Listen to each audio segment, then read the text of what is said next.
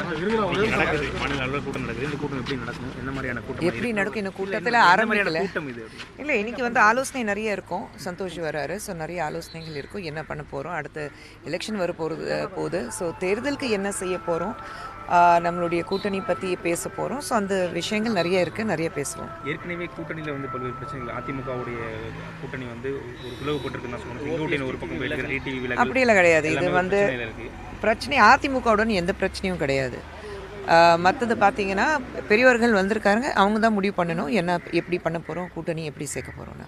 இந்த வரக்கூடிய சட்டமன்ற தேர்தல் நீங்கள் ரொம்ப தயாராக இருப்பீங்க. சட்டமன்ற தேர்தலுக்கு என்ன மாதிரியான உங்களுடைய கருத்துக்கள் என்ன மாதிரியான தெரிவிச்சிருக்கீங்க ஆல்ரெடி? நீங்கள் உண்மை திமுகவுடைய அரசாங்கத்தில் கடந்த 5 வருடங்களில் தமிழ்நாட்டில் வாழ்கிற மக்கள் எந்த அளவுக்கு கஷ்டப்பட்டிருக்காங்க. இது ஒரு குடும்ப அரசியல் மட்டும்தான் நடந்துட்டுருக்கு. சமீபத்தில் இளையராஜா அவர்களுக்கு நடந்த அந்த பாராட்டு விழாலையும் பார்த்தீங்கன்னா குடும்பத்தில் இருக்கிற அத்தனை பேர் முன்கூட்டிய முன் வரிசையில் உட்காந்துருந்தாங்க. எந்த பெண்களும் இவங்க மட்டும் பெண்களை பற்றி பெருமையாக பேசிகிட்டு இருக்காங்க. ஆனால் ஒரு பெண்ணை நான் அந்த கூட்டத்துக்கு வந்ததாக நான் பார்க்கவே இல்லை.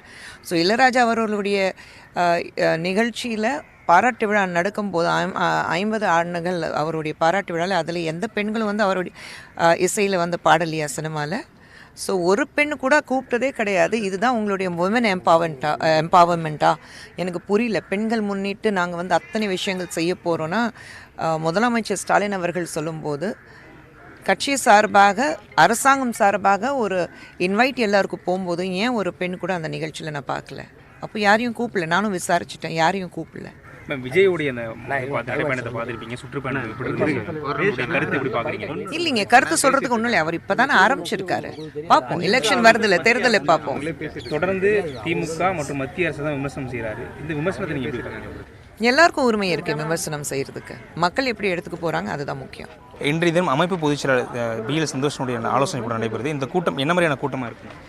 எலெக்ஷன் வரப்போகிறது. தேர்தல் வரும்போது என்னெல்லாம் செய்யணும், எப்படி செயல்படணும், எல்லாருக்கும் என்னென்ன ஒரு பொறுப்பு கொடுக்கப்படுகிறது, அது எல்லாத்தையும் இன்றைக்கி டிஸ்கஸ் பண்ண போகிறோம்.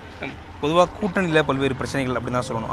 இந்த என்டிஏ கூட்டணியில் இருக்கக்கூடிய இந்த ஓபிஎஸ் டிடிவி தினகரன் விலகியிருக்காங்க. ஒரு பக்கம் அதிமுகவில் செங்கோட்டையன் பிரிஞ்சிருக்காரு. இந்த மாதிரி பிரச்சனைக்கு பாஜகவுக்கு ஒரு தாக்கத்தை ஏற்படுத்த நினைக்கிறீங்களா? நிச்சயமாக கிடையாது. நம்மளுடைய சந்தோஷ்ஜி நேஷ்னல் ஆர்கனைசேஷனல் செக்ரட்டரி இன்னைக்கு டெல்லியிலேருந்து வந்திருக்கிறாரு. அண்ட் ஒரு கூட்டணி பொறுத்த வரைக்கும் நிச்சயமாக டெல்லியில் இருக்கிற நம்மளுடைய முக்கிய தலைவர்கள் உட்கார்ந்து ஆலோசனை செஞ்சதுக்கப்புறம் தான் முடிவுக்கு வருவோம். இப்போ அதை பற்றி பேசணும்னு அவசியமே கிடையாது.